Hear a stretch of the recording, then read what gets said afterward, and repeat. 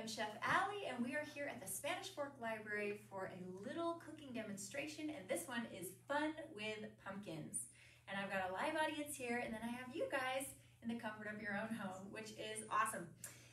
So, I don't know about you, but I have a big garden, and at the end of the year, I had a lot of pumpkins in my garden. There were just like a lot of pumpkins. I don't know why. It was a bumper crop this year.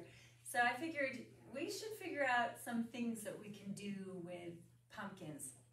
Now, because we're a little bit limited in this class, all of the recipes that we do here are very simple and don't require an oven or anything like that. So I figured that today we could do a few things that might be fun at a party. Like if you're putting on a Halloween party, or if you're having a little fall party or something like that.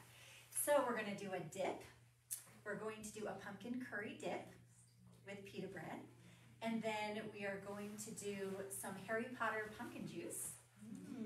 And then we are going to do a pumpkin grilled cheese bite. So it's basically a grilled cheese sandwich that incorporates pumpkin, and then you can cut it into little bites and serve it in toothpicks. So to begin with, let's go with the Harry Potter pumpkin juice because it's super simple and super easy. First thing we're going to do is, now I previously took one of my pumpkins from my garden and roasted it and brought it. Now, you can do that, or you can use canned pumpkin. In this case, I'm going to use the canned pumpkin so you can see what it's like. And we're just going to use a cup of pumpkin puree for this recipe.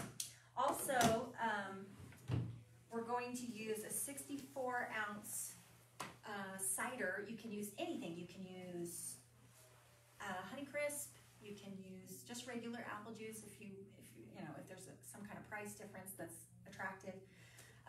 The best thing would be like that fresh cider that comes around this time of year, but it's like $10 a gallon, so who wants to pay for that? So I also like to be, I am a very practical kind of chef. So, if there's not money to be fancy, then we just go the other way and just make it taste good and make it awesome. So we're gonna put in a whole container of apple juice. In it goes. And then, same size, so that's 64 ounces of mango juice.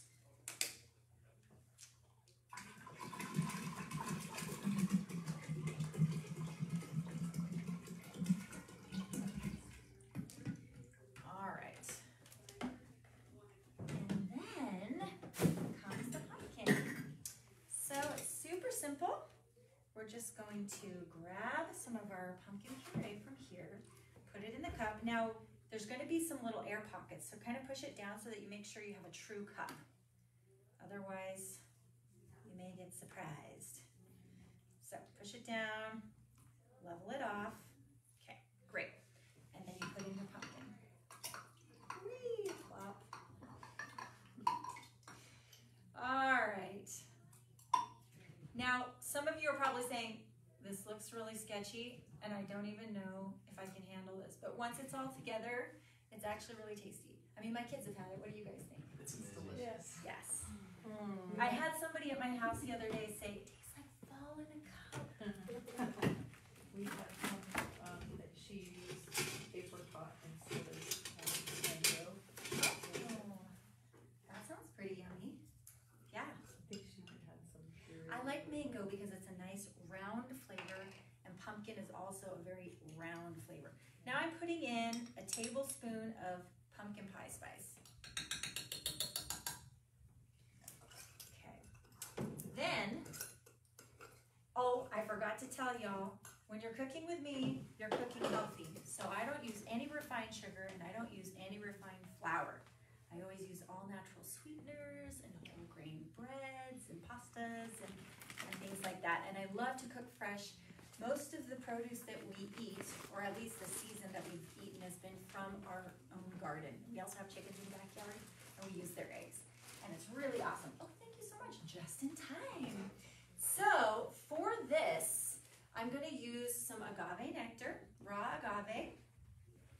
If you don't have agave and all you have is sugar or honey, you can use that. And I'm putting about 1/4 cup in, so not that much because it's actually pretty powerful. And the juice is already so sweet itself that you don't really need to add it, but when you put ice in it, it kind of dilutes the whole thing. And so it just kind of pops the sweetness and the flavor a little bit. And then you just whisk it up with a whisk. And basically what we're doing is trying to homogenize all of our spices and our pumpkin puree so that you don't get big clumps of it in your glass. And doesn't. So just mix that up beautifully. Pretty good. And that's basically all there is to it. So I'm just going to add a little ice now. And then people can taste if they want to. Here comes some splashes. Whee! There you go. And you're going to go ahead and just put as much ice as you want. You can always add more. Like if you made a double batch and you kept some of it in the fridge, just add as you go for the party. It doesn't really matter. Okay, that's too big of a chunk. All right. So now, if anybody wants to try this pumpkin juice, you want to be the first? Give it a go.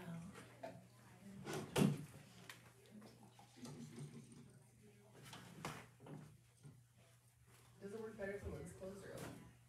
Open. What do you think? That's delicious. You guys should all try it. Okay, yeah, everyone can try some. Just come right up. We don't stand on ceremony here. We just go for it and have some fun. Sure, yeah, that would be great. Okay, so as you're enjoying your pumpkin juice, we are going to move forward with our curry. So the first thing we're going to do is create the whole dip in a pan, and then we're going to blend it in the blender. Okay, so that means we have a little prep to do. We need an onion and we need some garlic. So let's pull out our garlic, and I like to be a little rough with garlic sometimes. Garlic is rough with my breath. I can be rough with it. Okay. So with the heel of my hand, I just basically chunked off a clove of garlic there. And the easiest way to deal with garlic, if you want to take the paper off, which you're going to have to do unless you get already peeled garlic, is take the flat end of your knife, use the heel or the palm of your hand, and just go point like that. And what it's doing is it's just like jarring it so that the paper detaches from the clove. Just like that. And then the paper comes off easily. Voila!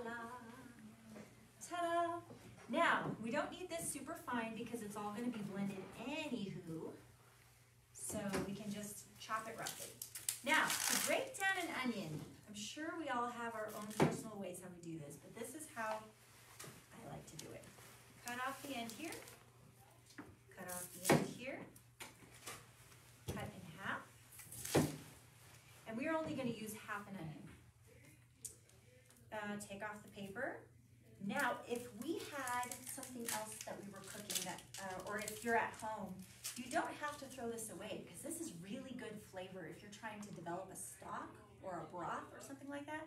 You throw that in your pot, and things like carrot shavings and little bits of the vegetables that you're not using, and bring them to a simmer, and just keep them on a low simmer for a few hours, and then you have stock, and it's really great. So if you want to be super frugal and awesome like that, you can keep your onion skins. But tonight, no, we will not.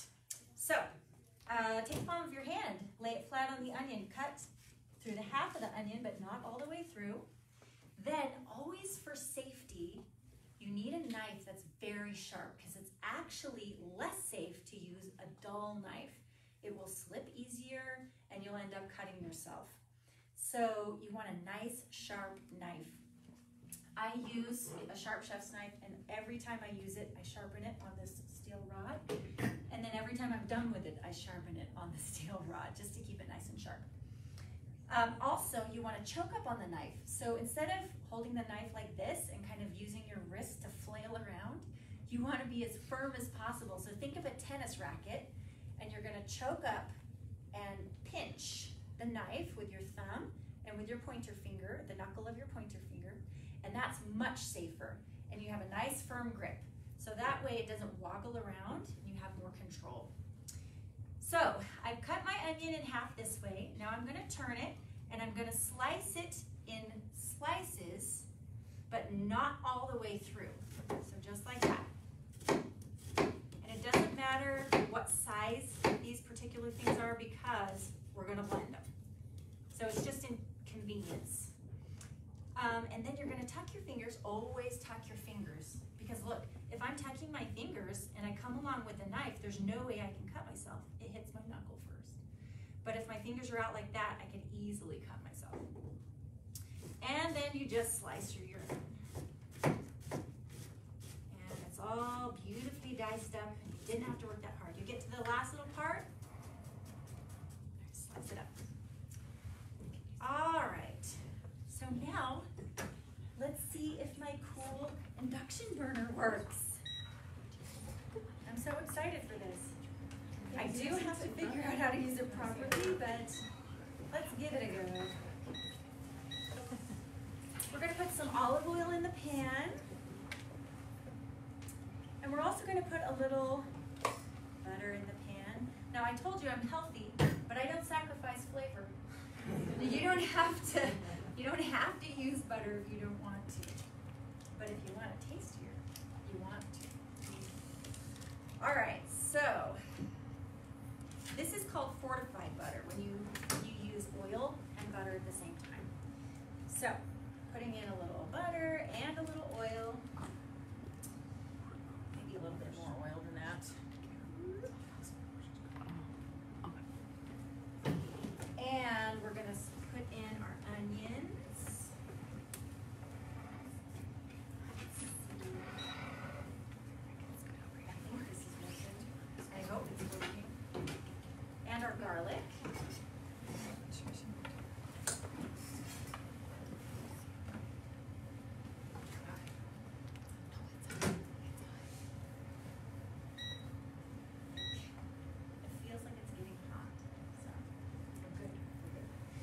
Now, when you're using a nonstick pan, never ever use metal on your nonstick pan. You always want to use either wood or rubber or plastic. And when you're storing, and also when you're cooking with a nonstick pan, you want to go no higher than medium high on, because it will destroy the nonstick coating on your pan.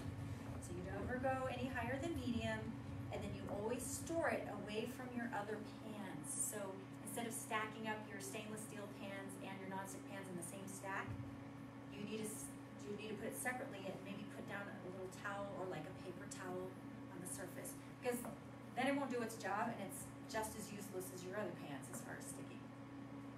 Chef Yes. Allie, I have a question. Oh, please do. What's the real difference between a nonstick pan and a pan that's not nonstick? Well, it depends on what kind of pan we're talking about. There's all kinds of pans, but if you have a stainless steel pan that has, like, it's a copper bottom, but it's coated with stainless steel on the outside, that has been tempered for heat use so that it's super strong and it conducts heat evenly. Whereas your nonstick pan is basically just a metal pan, sometimes it's aluminum on the bottom, that has a nonstick coating that's been pressed into it. Usually Teflon. Yeah, it's usually Teflon. Yes. Now, most of the time when I'm cooking at home, I only use nonstick pans for eggs, because that's the only thing I ever really need them for. Everything else I can cook in my stainless steel pans beautifully, and it's great. Of course, there's cast iron pans, there's copper pans, there's aluminum pans. You don't really want to use aluminum or copper because little tiny molecules particles of that metal come off into your food as you cook. So that may not be the best. Definitely never use a lead pan, as they used to do in the old days. Okay, so we are wanting to get this nice and translucent. And I always have my salt in a salt cellar because it's easy to be liberal with your salt and control the portion. It's hard kind of sometimes when you're shaking it, but I can control it with a pinch. I'm just going to season a little bit as it goes. All right, ooh, it's smelling good. And in this particular one, we can use our freshly baked pumpkin, or you can use canned pumpkin, either way. But as far as proportions, so we have a half of an onion in here, we have 1 clove of garlic, and we're going to put about a cup of pumpkin into it. And before we do that, so we're just letting it get nice and translucent in there, we are going to put in our spices. Always toast your spices, either in a pan or separately before you add them. You'll be so happy you did. It's a total game changer when it comes to flavor. So I'm going to put about 1.5 teaspoons of curry powder in here. So that's about 1.5 teaspoons. And then I'm going to add a 1/2 teaspoon of ground allspice. And then a teaspoon of cumin. There we go. And we're going to let that toast. Can you smell that? Mmm, that's so nice. I don't know about you, but I am a huge fan of Indian food and curry. So I really like these kind of recipes. Okay, so I add a little more oil to get that spice nice and cooked and toasty mostly. Now you can smell the spices coming in. Very good. It's getting translucent. I can see it happening. It's almost cooked through there. I'm going to turn it down a little bit. I think I'm getting the hang of this coal burner. Okay. Looking good. Okay, while I have that going, I'm going to open up my coconut cream because we are going to be adding 1/3 cup of coconut cream to this recipe. If all you have is coconut milk, that's fine. Like if you already have that in your pantry, that's fine. You just skim off the top. It's pretty much the same thing. So like if you were to take off the can of your coconut milk, you would see water at the bottom and cream at the top. So this is just the top part of a coconut milk, but throughout the whole can. Does that make sense? Yeah. Cream, fat rises because fat and water do not mix unless you homogenize. Okay. This looks ready to me. So let's go ahead and let's see if I want to add my roasted pumpkin. I think that would be really tasty. So let's go ahead and do it. Let's get crazy. Let's just do it. All right. My roasted pumpkin. I'm going to add that in there just to heat it up a little bit. It's not really to cook it because it's already cooked. It's just to kind of heat it up and get the flavors in there. How do you know how much that is as far as like cup or? I can tell. That's about a 1/2 cup. And then just for convenience sake, we use a 1/2 cup of this. That's about a 1/4 cup. And How long did it take you to eyeball like that? I can't cook like that. I'm like, how much is that when you're dumping it? I'm like, oh my gosh. Yeah, I forgot to give you my disclaimer, like I did at the beginning of last class, is I am a cook by principle kind of girl. So if you get the principle, you know, then you can kind of get the idea of what to do. Just because in the end, you end up modifying recipes all the time because it's not quite to your taste. Like maybe it's too salty, or maybe the texture is weird, or maybe it's too sweet for you, or whatever. So you're going to end up altering it anyway. So the best way to learn is how to do it. And then you can figure out exactly what to put in and what to do later. So it just takes time, but you just eyeball. You just do it so many times. I mean, you think about a cup and, you know, how much it'll fit. And like every time that you're looking at a measuring cup, you're kind of imagining how many spoons worth. That's about half a cup right there. Okay, this is looking good. Now we're gonna add coconut cream. When you roast your pumpkin, how long should you roast it for? You should roast if your oven is very, it depends on your oven. If your oven is old and cooks unevenly, you're gonna roast it for no more than an hour. Like if it tends to be hot. But if you have a good, even cooking oven, then you wanna do probably an hour and a half. And you just put it on parchment on a baking sheet and just rub it with a little oil and put a little salt and pepper. That will do the trick on 350. Okay, so now, I think we're good there. Could you tilt it forward so we can just see real quick? Yes, so you can see how after I incorporated the coconut milk, it lightened the color. You can see kind of the curry color coming out. And now I'm going to swap plugs. And we're going to use the blender. Okay. So here we go. Into the blender goes our dip. And this is something you can do, this same method that I'm doing right here is something you could do with any vegetable. Any squash, any vegetable. I do this with peppers, like red bell peppers. And you just add, if it's too thick, you add a little water, etc. Okay, so we're gonna check the consistency. Let's see if it'll blend here.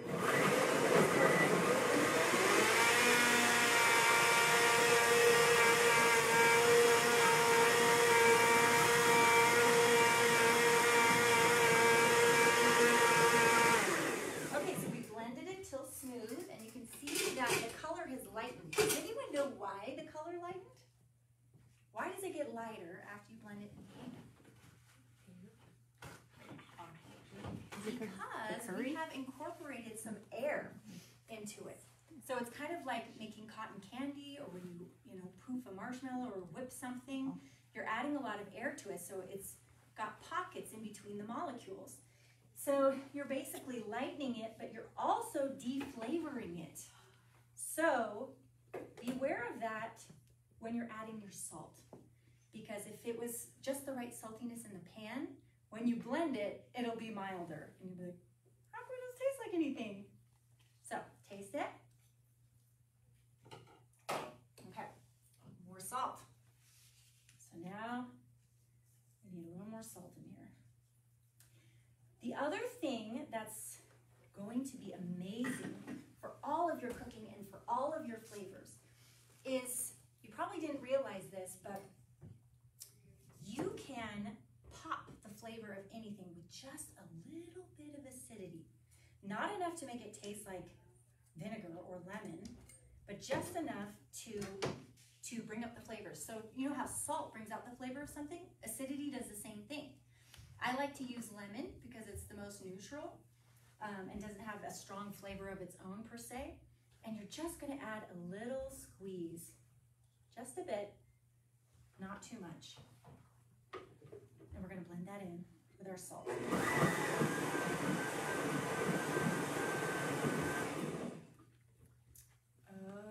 Okay, I'm gonna use the other end of my knife to taste with.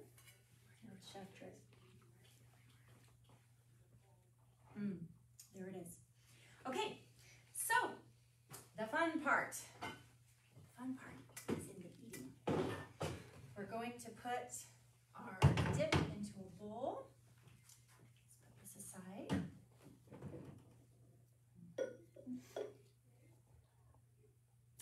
And when you're presenting something like a dip, you could just like put it in the bowl and put it out.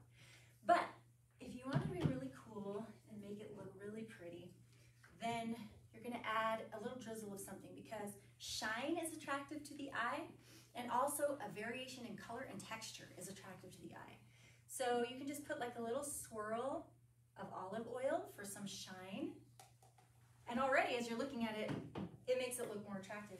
And then I'm going to put a little bit of za'atar on it. And this is an Egyptian spice flavoring that they don't cook a lot with, but they add to dips, they add on top, they sprinkle on top of things. And so a little za'atar on top. Here we go. And doesn't that look much more enticing? You can come take a look. Yeah, if I tip it, it'll pour out. Anyway, so I have some pita bread.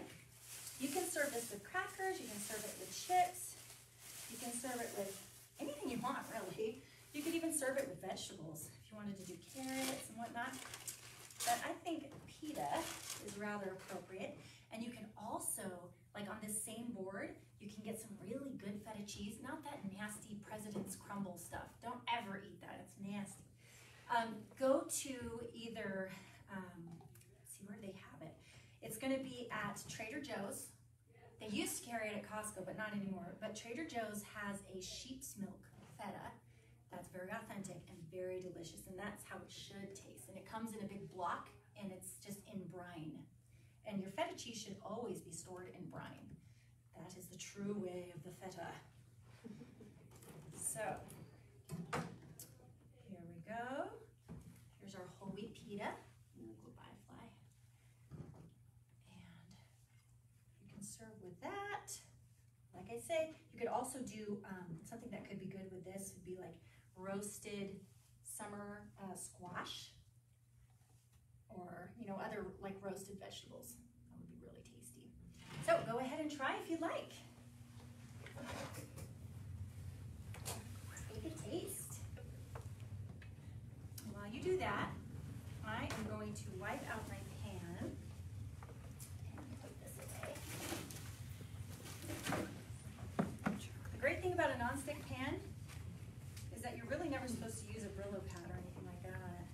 My chef, as I was going through cooking school, he always literally, because the nonstick surface is so slippery, he always just wiped it down with a damp cloth. That's how he would clean his nonstick pans. For me, I'm like, I should probably use soap, right? So, you don't need to. I don't know if he was right or wrong, but It's great flavor, right? Yeah. So good.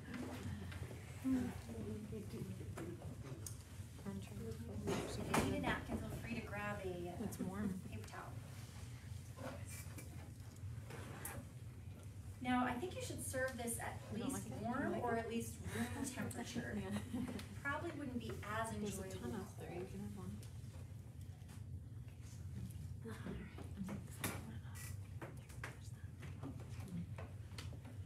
What do you think? Delicious. Okay, awesome. Oh yes, please do. Indulge yourself. Okay. Now, let's move right along to our beautiful grilled cheese sandwich. Okay, I'm gonna cut some thin pats of butter because got to do grilled cheese with butter. That's just kind of a must. Otherwise, it's not a grilled cheese sandwich. All right, and the first thing I'm gonna do here is I wanna get my pumpkin off of its beautiful shell. So I'm going to slice around the outside, and I don't need very much for this demonstration because I won't be making that many sandwiches. But if you're doing it at home, you would cut off the entire shell. And then you're just gonna cut nice thin slices. Alright. Yeah, just enjoy. Take another one. Yes, yeah, please do. Everyone online. That's Get what it's out here of the way. for. Try it. No, you're totally good. Taste my pumpkin. The people online just need to come in. Fresh pumpkin. It's just so different. It's like a totally different experience when you try fresh pumpkin. Let's see if I brought a spoon here. Did I? I really want you to try this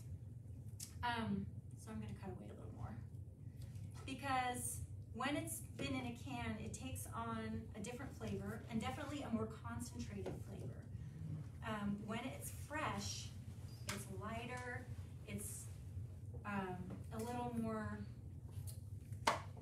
what's the word? It just tastes like it came out of the garden. I don't know how to describe that.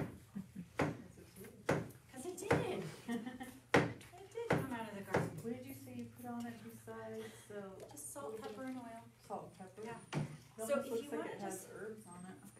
Good. It's just pepper, cracked pepper. Oh. If you want to take a taste of that,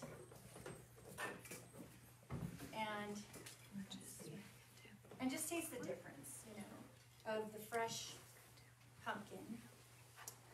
And then also, if you wanted to, just so you can feel the difference, test a canned pumpkin.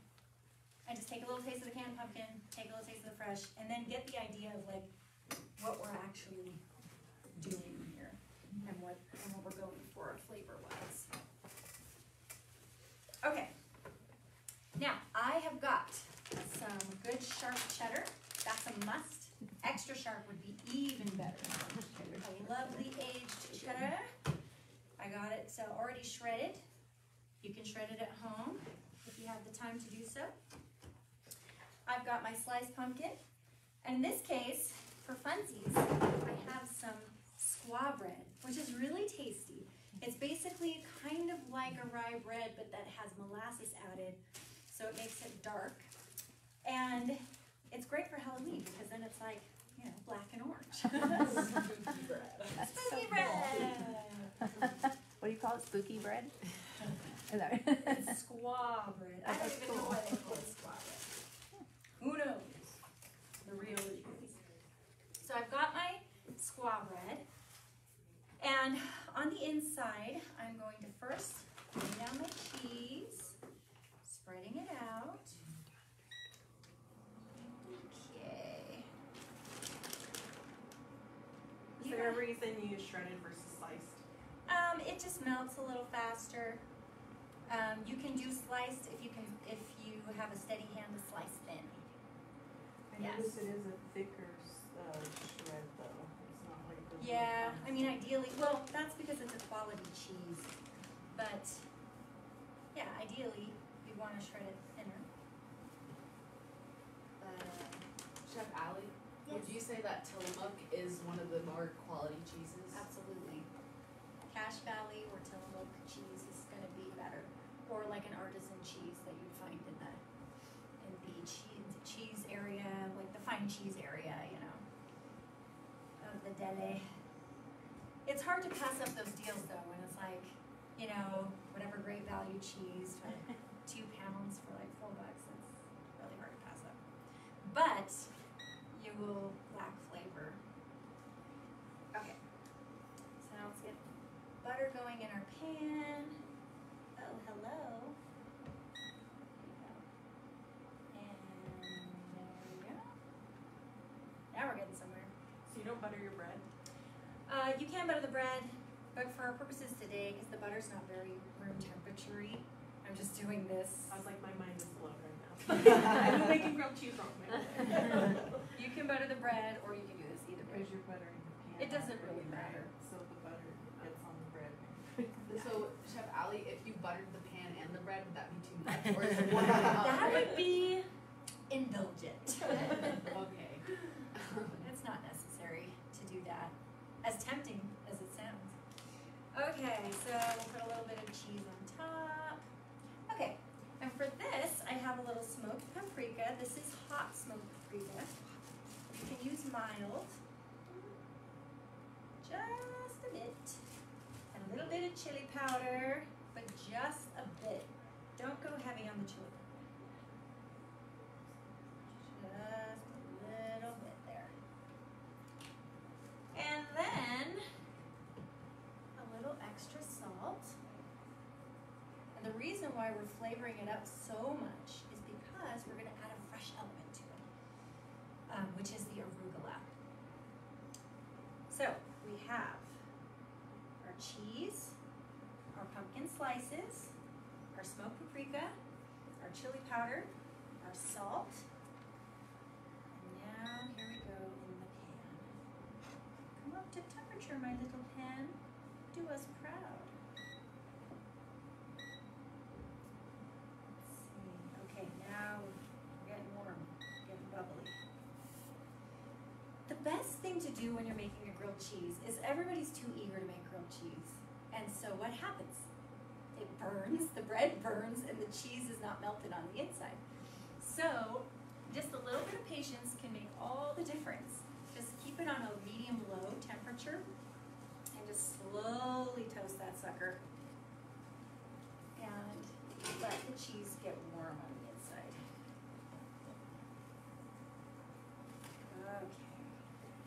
Okay. That's going nicely. And while that's going, just set our butter on the top of the bread here. So when we flip it, we'll be ready to go. Now, who here loves pumpkin pie? Me too. One fun trick for pumpkin pie. So if you're sensitive to dairy, like a lot of people are sensitive to dairy and they can't have a lot, is substitute coconut cream that we use tonight. Substitute coconut cream for the milk that goes into a pumpkin pie. Pumpkin pie is actually a custard. So eggs, milk, and that's basically what it is. It's eggs and milk with some pumpkin. So you can substitute coconut cream for that. And then also, if you're not sensitive to dairy and you like things that taste really good, instead of using evaporated milk, use whipping cream. You'll be glad you did. Trust me. Like the liquid, heavy whipping cream liquid, or like cool Yes, whipping yeah. cream? Just whipping Okay. cream that comes in the carton. The carton, okay. Yes. Yes, indeed. It doesn't have added sugar. Yeah, no added sugar. Okay, let's see if we're getting toasty. Again, I am using plastic in my pan. Good. Just turn that over. Ooh. Turn this down a little bit.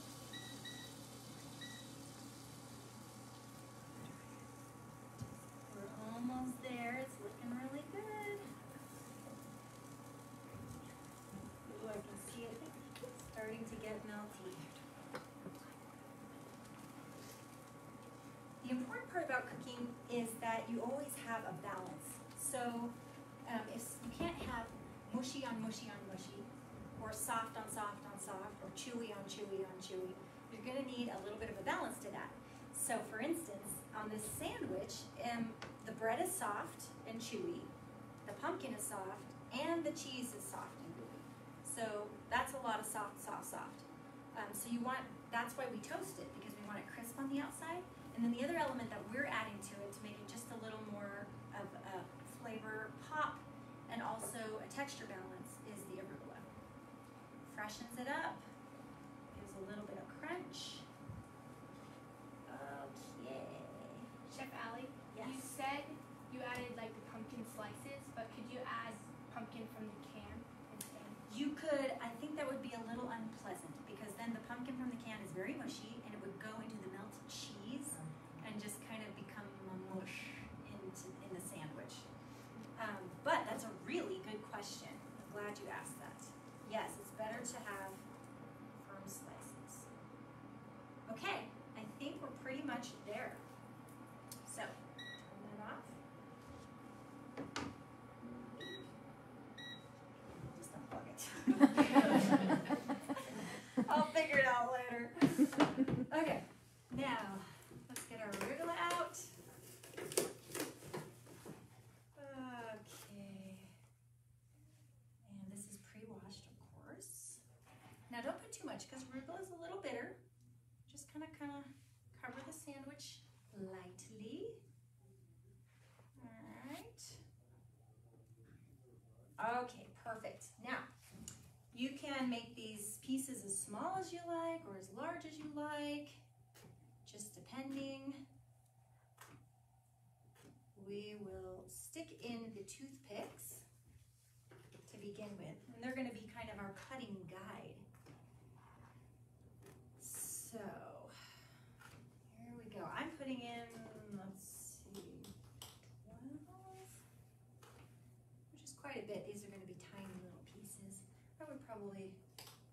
put in 6 normally. Just have to make another sandwich. I know, I know. Chef Allie. Yeah, Nailed it. come on. And again, having a nice sharp knife helps a ton. So the cheese doesn't squish all over the place. Yes, exactly. And having the toothpick in it helps. But as you can see, it's very attractive. It's got color contrast, it's got texture contrast, and hopefully tastes good too. Who wants to be the judge of this? Come on, Ian. Everyone does. Go for it. I won't be shy.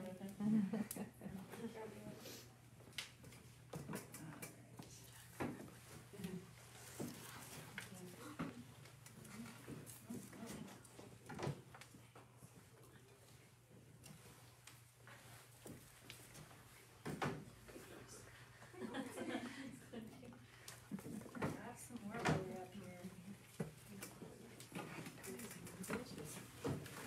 Okie doke, what do you think? Super good. That's really Yeah. good. All right. So there's more than one thing you can do with pumpkin, right? We always think pumpkin cookies, pumpkin bread, pumpkin pie. What else? You know? I love the There's texture so of many bread, things. too. Isn't that nice? Yeah, that's a good bread to go with it. So there we go on that. So we have our awesome pumpkin grilled cheese bites, our curried pumpkin dip, and we have our Harry Potter pumpkin juice. And one last thing I wanted to tell you about like presentation and garnish is always just adding a little something can just really make it pop. So we discussed about the dip. You can also just like put just a little sprig of cilantro in it. Or like for the juice, if you want to have something really fun in there, you can take whole cinnamon sticks and have those kind of floating in your juice. And then you can also do something like take an apple, grab an apple core, just really easy, really simple things. And then you clink. Then you just cut them into nice wheels like that. And so instead of putting lemon slices or lime slices in your juice, you'll put in these apple slices. And it looks really fun and fallish and cute and stuff like that. So making food gourmet and delicious and interesting is way more simple than you would imagine. And there's so many things you can do with just one ingredient, like pumpkin. So if you have a lot of pumpkins, you can do these things. You can also take your pumpkin and the same method that I did with the dip, you can make soup that way. So you put in an onion, you put in a garlic, you put in your pumpkin pieces, put in like chicken broth or water and salt, simmer it till it's all tender and put it in the blender, put it back in the pot and add a little cream and then cream of pumpkin soup, right? And curried cream of pumpkin soup. You could actually do this exact dip and turn it into a soup. Just add more liquid and add a little cream at the end. So if you just know what to do, the possibilities are endless. And don't be afraid to try new. Try new combinations. I mean, when adding arugula to the sandwich, you wouldn't automatically think to do something like that, but you just try it and see what happens, and you're like, oh yeah, that works. When you're snacking even, go to your cupboard, grab some almonds and think, should I just eat an almond? Or what if I put a raisin with the almond? What if I put a piece of cheese with the almond? And just try different flavors, try different textures, and it'll make your food a lot more exciting and make you a bolder and more confident cook. So anyway, thank you so much for having me tonight. I was so happy to be here. And are there any questions? Are you coming back? Yeah. I'm coming back in November, and we're going to do a really yummy quinoa fall salad. We're going to do little pumpkin tartlets and something else I can't remember, but it should be really fun and super simple and easy to do. And yeah, any other questions? Any other questions about cooking in general? Things you were always wondering and never knew. Okay, so awesome. Then hopefully I will see you next time, and in the meantime,